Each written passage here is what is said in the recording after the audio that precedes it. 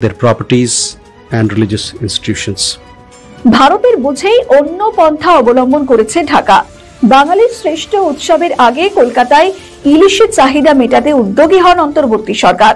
আসন্ন দুর্গাপুজো উপলক্ষে 1200 টন ইলিশ যেখানে শর্ত সাপেক্ষে ভারতের রপ্তানিতে নীতিগত সিদ্ধান্ত নিয়েছে অন্তর্বর্তী সরকার।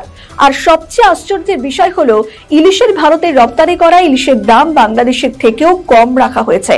যেখানে বাংলাদেশে প্রতি কেজি ইলিশের মূল্য এই মুহূর্তে 2000 টাকার বেশি, সেখানে ভারতে রপ্তানি করা ইলিশের ন্যূনতম রপ্তানি মূল্য নির্ধারণ করা হয়েছে $12.5, যা ভারতীয় টাকায় প্রতি কেজিতে পড়বে 1500 টাকার কাছাকাছি।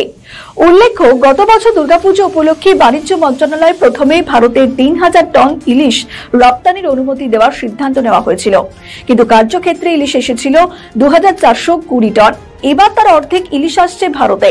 তবুও অদ্ভুত পরিস্থিতির মধ্যে ভারতে ইলিশ পাঠানোর যে সিদ্ধান্ত নিয়েছে ইউনূসের অন্তর্বর্তী সরকার, সেটাতেই অনেকে অবাক হচ্ছেন।